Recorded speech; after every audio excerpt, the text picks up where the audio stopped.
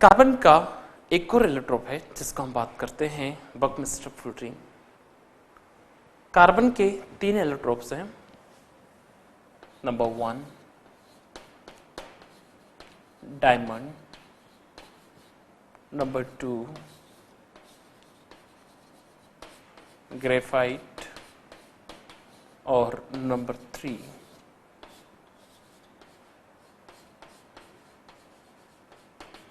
Buckminster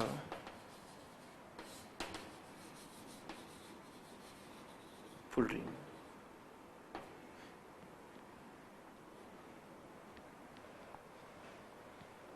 आप देख रहे हैं कि इन तीनों का जो डिवीजन है वो बिल्कुल अलग अलग है, तीनों का फॉर्म अलग अलग है, तीनों एक दूसरे का, तीनों की कंपाउंड, तीनों के अंदर जो केमिकल कंपाउंड्स है जो है वो कार्बन ही है, लेकिन तीनों का फिजिकल बिहेवियर बिल्कुल अलग अलग है, एकदम बिल्कुल अलग अलग।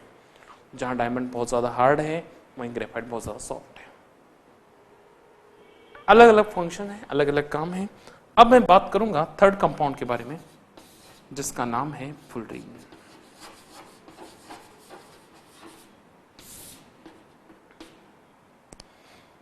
फ्लूरीन की डिस्कवरी बहुत ज्यादा पहले नहीं हुई थी, अभी भी हुई है।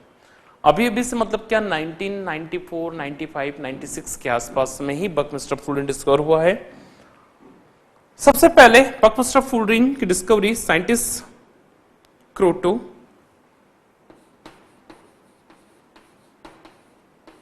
And Curl and Smalley, Kroto, Curl and Smalley नाम के 3 साइंटिस्ट थे जिन्होंने सबसे पहले बकमिस्टर फ्लूरीन का कॉन्सेप्ट दिया था। और बकमिस्टर फ्लूरीन का कॉन्सेप्ट देने के कारण ही इन्हें 1996 में नोबेल प्राइज मिला था।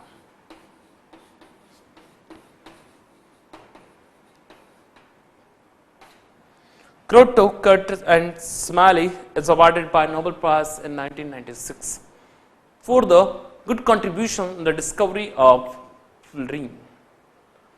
इसी स्टडी को कंटिन्यू आगे किया बकमिस्टर ने, और इसीलिए फ्लूरीन का एक और नाम पड़ा जिसका नाम था बकमिस्टर।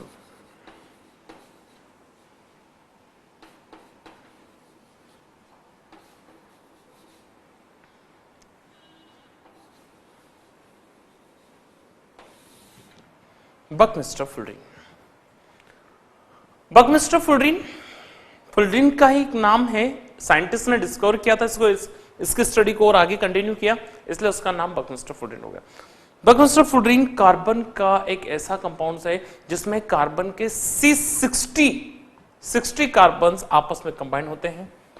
कार्बन के 60 अलग अलग कार्बन कंबाइन होकर C60 फॉर्म में अरेंज होते हैं, और ये मिलकर के एक रग्बी, एक सॉकर बॉल की तरह, जो सॉकर की बॉल होती है, फुटबॉल जिसको हम लोग बोलते हैं, एक रग्बी बॉल की तरह एक कंपाउंड बनाते हैं, जिसे ही हम कहते हैं बकमिस्टर फ्लूरीन।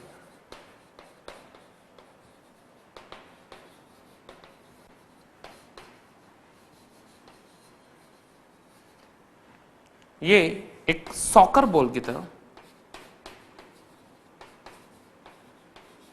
सॉकर बॉल जैसा होता है, it is also called rugby ball.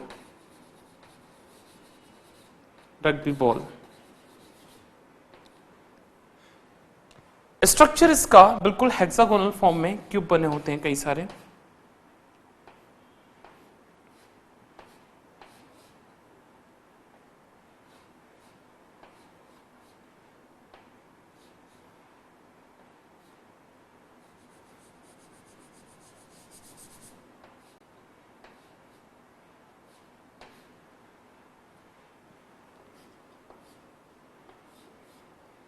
ऐसी एक बड़ी सी बॉल होती है इस टाइप से, और उसमें अलग अलग हेक्सागोनल के फॉर्म में कई सारे कंपाउंड्स ज्वाइंट होते हैं जो रग्बी बॉल का फॉर्मेशन करते हैं। इस टाइप से कई सारे कंपाउंड्स होते हैं जिसमें कि कार्बन के 60 कंपाउंड्स जुड़े होते हैं, just like a soccer ball. Diamond, graphite और बकमिस्टर फ्लूरीन, तो बकमिस्टर फ्लूरीन का यूज क्या क्या है? कई जगह पे यूज किया जाता है इसका, ठीक है। It is also use as a anti oil, anti oils के रूप में यूज किया जाता है इसका। It's not a lubricating, lubricating behaviour नहीं होता इसका। जहां पे ऑयल से चिपचिपापन खत्म करना होता है वहां पे इसको यूज किया जाता है, पहला। सेकेंड पॉइंट, एक बहुत ही इंपॉर्टेंट सेक्शन है, it is also use in the AIDS treatment.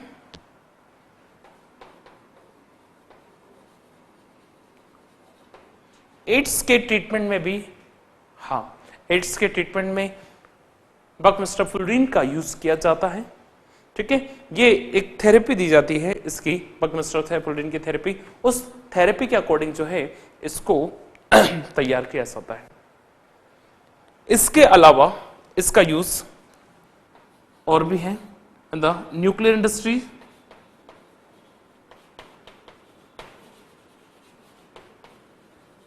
Nuclear industry में भी इसका यूज है। तो आप देखते हैं कि बकमिस्ट्रोफुलरीन है ना, डायमंड, ग्रेफाइट, बकमिस्ट्रोफुलरीन, इनके अलग अलग यूज है, अलग अलग फंक्शंस है, अलग अलग कई सारे काम हैं जिनको हम इस तरीके से अरेंज करते हैं, ठीक है। तो डायमंड, ग्रेफाइट और बकमिस्ट्रोफुलरीन तीनों के तीनों एलोट्रोप्स जो कि बहुत इंपॉर्टेंट हैं, तीनों एलोट्रोप्स के बारे में मैंने स्टडी की, तीनों एलोट्रोप्स के बारे में आपको बताया। इनिशियली फॉर्म में इस चीज को हम आसानी से तैयार कर सकते हैं, ठीक है। नोट कर लीजिए पूरा।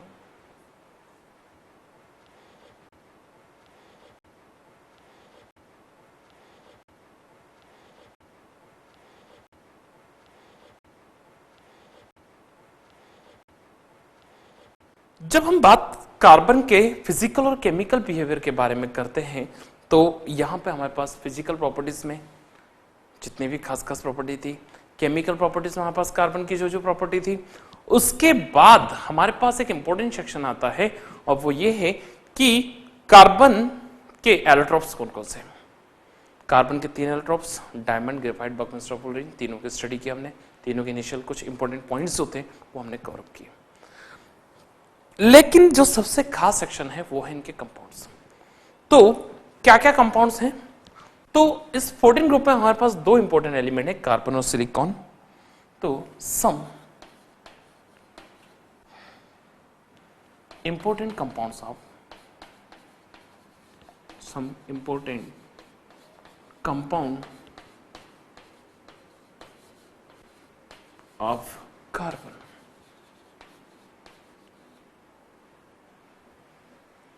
Carbon and silicon.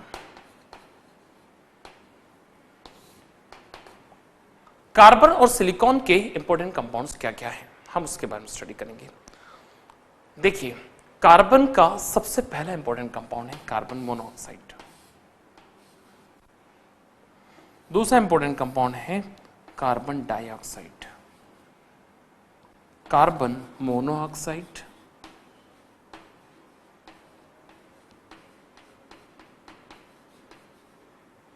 Carbon dioxide.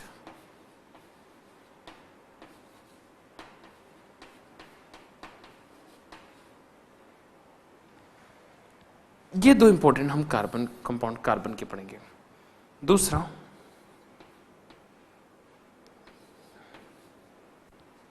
Silica, send, silicones और सिलिकेट्स।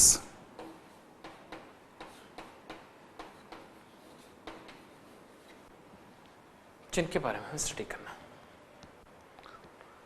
यानी 14th ग्रुप में हमें सबसे पहले कार्बन मोनोऑक्साइड CO, दूसरा कार्बन डाइऑक्साइड CO2, तीसरा सिलिका SiO2, सिलिकॉन्स R2Si और सिलिकेट्स जियोलाइट। ये कुछ इंपॉर्टेंट कंपाउंड्स के बारे में स्टडी करना है। सबसे पहले हम बात करेंगे अगर कार्बन मोनोऑक्साइड का, तो कार्बन मोनोऑक्साइड अपने ग्रुप में सबसे ज्यादा एक अलग टाइप का कंपाउंड है। कार्बन मोनोऑक्साइड एक पॉइजनस गैस है जो डेंजरस है, ठीक है। कार्बन मोनोऑक्साइड ब्लड में मिक्स हो जाती है और कार्बन मोनोऑक्साइड ब्लड के साथ मिलकर के एक स्टेबल कंपाउंड बनाते हैं जिसको हम लोग बोलते हैं कार्बोक्सी हीमोग्लोबिन कंपाउंड। एक स्टेबल कंपाउंड होने के कारण ये ब्लड हीमोग्लोबिन की जो कैपेसिटी है ब्लड ट्रांसफर की, उस कैपेसिटी को डिस्ट्रॉय कर देता है, उस कैपेसिटी को कम कर देती है। यही कारण है कि carbon monoxide is more dangerous, 20 times more dangerous, है ना। और इसकी जो टेंडेंसी है 20 times more than oxygen, blood से तुरंत कनेक्ट हो जाती है और स्टेबल कंपाउंड बनाती है। जबकि ऑक्सीजन के साथ हीमोग्लोबिन जुड़ करके ऑक्सी हीमोग्लोबिन बनाता है जो एक अनस्टेबल कंपाउंड होता है, जो वापस में डिसॉल्व हो जाता है हीमोग्लोबिन ऑक्सीजन में। कार्बन मोनोऑक्साइड एक पॉइजनस गैस है। कार्बन मोनोऑक्साइड के प्रिपरेशन आप अलग अलग तरीके से, कार्बन रिएक्शन वाटर कराने से बन सकता है। Carbon dioxide is green house gas. Carbon dioxide global warming के लिए इंपॉर्टेंट है। Carbon dioxide green house gas भी है। दूसरा, कार्बन डाइऑक्साइड का यूज फोटोसिंथेसिस में बहुत इंपॉर्टेंट है। Next, third, silica fine sand. Silica एक कॉम्प्लेक्स स्ट्रक्चर है सिलिकॉन का और उसको हम लोग देखते हैं अलग अलग। सिलिकॉन्स एक स्ट्रक्चर्स है, क्रॉस स्ट्रक्चर, जिनको हम लोग जैसे टाइल्स वगैरह जो बनते हैं उसमें यूज किया जाता है रॉक वगैरह बनने में। Silicates is also compounds of silica. अलग अलग डिफरेंट पॉइंट्स हैं जिनके बारे में स्टडी करना है। सबसे पहले मैं बात करूंगा कार्बन मोनोऑक्साइड के बारे में। एक एक कंपाउंड के बारे में हम डिटेल स्टडी करते हैं। सबसे पहले number 1, first compound is carbon monoxide. Carbon monoxide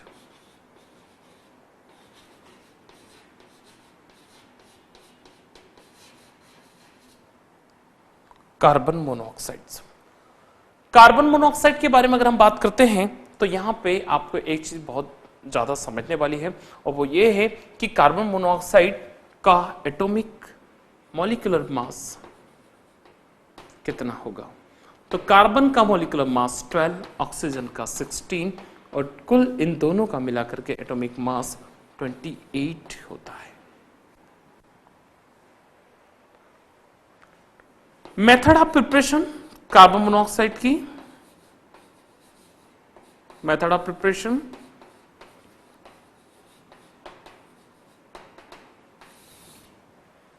general method, carbon की रिएक्शन आप हाफ ऑफ ऑक्सीजन से करते हैं तो कार्बन मोनोऑक्साइड का फॉर्मेशन होता है। ये तो बहुत सिंपल मेथड है और भी इसके अलावा कुछ इंपॉर्टेंट मेथड है जो मैं आपको लिख पा रहा हूं। सबसे पहले ध्यान समझिए कि हमें कितने कंपाउंड्स के बारे में बात करना है कार्बन और सिलिकॉन के। सबसे पहला कार्बन मोनोऑक्साइड, दूसरा कार्बन डाइऑक्साइड, तीसरा silica, fourth silicones and fourth silicates, fifth silicates. उसमें सबसे पहले कंपाउंड कार्बन मोनोऑक्साइड के बारे में बात कर रहा हूं। इसका मॉलिक्यूलर मास 28 है। मेथड ऑफ प्रिपरेशन में अलग अलग मेथड है, जैसे पहली मेथड ऑक्सीडेशन के द्वारा, तो पहली मेथड ऑक्सीडेशन है, नोट कर लीजिए, इंपॉर्टेंट।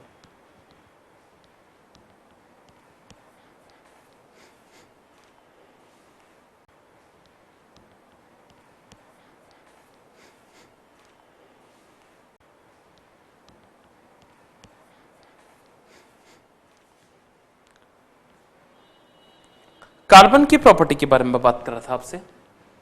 कार्बन मोनोऑक्साइड कंपाउंड जो हैं, इसकी method of preparation, carbon monoxide method of preparation,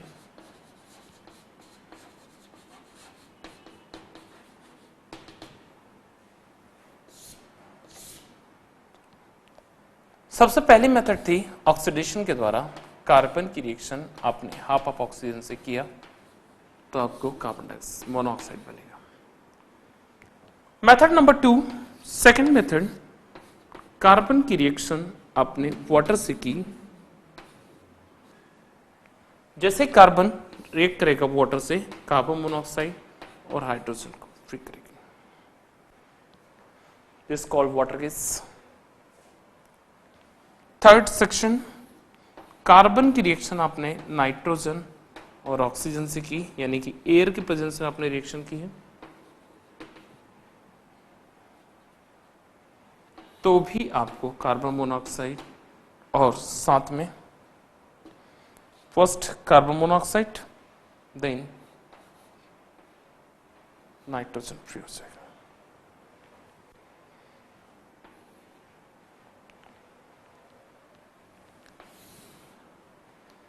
method of preparation में zinc oxide react with carbon, zinc oxide की रिएक्शन आपने कार्बन से की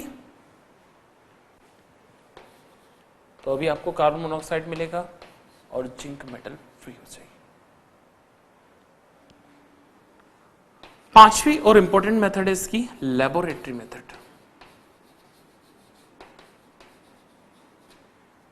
लेबोरेटरी मेथड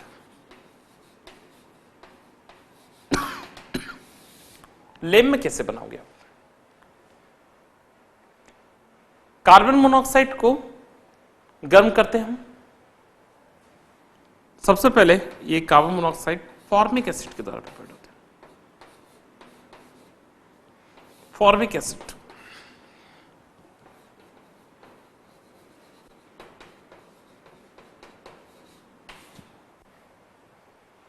फॉर्मिक एसिड को गर्म करेंगे तो वाटर मॉलिक्यूल्स फ्री हो जाएगा और आपको मिल जाएगी carbon monoxide.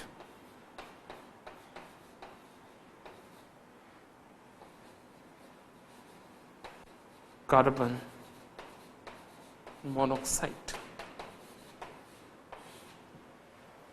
Carbon monoxide and water. आप अगर देख रहे हैं इस चीज को तो लेबोरेटरी मेथड में फॉर्मिक एसिड को आपने गर्म किया तो कार्बन मोनोऑक्साइड साथ वाटर मिल जाएगा। जिंक ऑक्साइड, लेड ऑक्साइड, किसी भी मेटल के ऑक्साइड्स की आप रिएक्शन अगर आप कार्बन से करेंगे तो भी आपको कार्बन मोनोऑक्साइड मिल जाएगा। अगर आपने कार्बन की डायरेक्ट ऑक्सीडेशन किया, कार्बन की रिएक्शन वाटर से की, कार्बन की रिएक्शन एयर से किया, इन सारे केस में आप देख रहे हैं कि कार्बन मोनोऑक्साइड बन रही है सभी केस में। कई वैसा अलग केस नहीं जिसमें कार्बन मोनोऑक्साइड ना बने। चेक नोट कर लीजिए। Next, physical properties of carbon monoxide.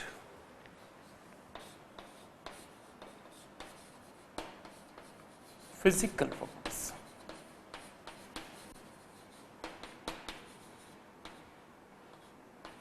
Of carbon monoxide.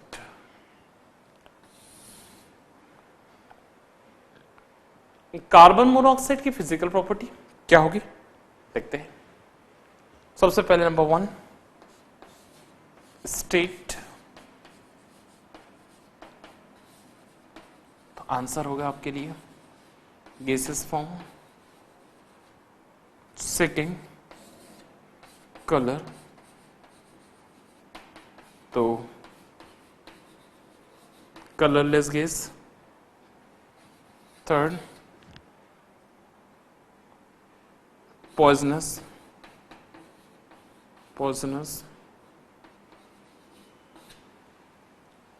Poisonous gas से बहुत ज्यादा जहरीली गैस है, highly poisonous. Fourth point soluble in water,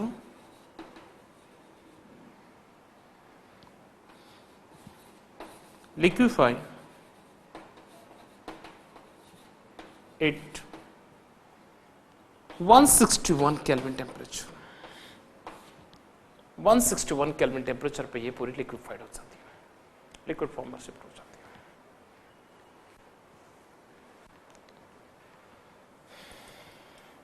chemical properties अगर हम बात करेंगे, देखो जानते हैं आप लोग, chemical properties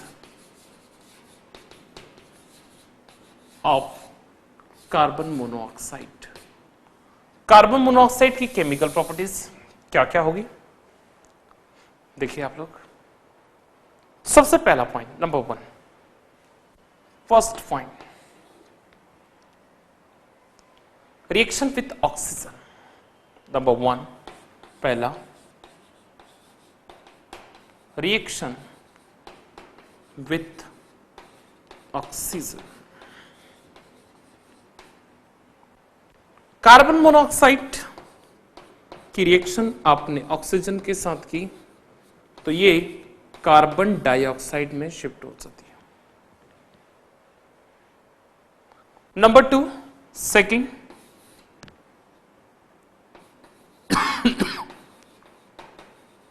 reaction with haemoglobin. Haemoglobin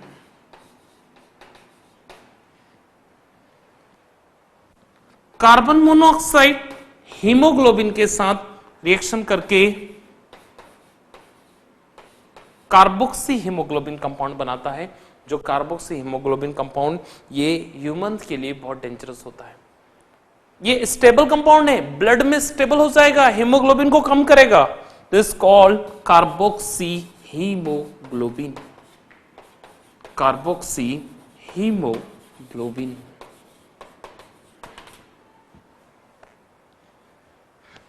कुछ इंपॉर्टेंट केमिकल प्रॉपर्टीज है, नोट कर लीजिए।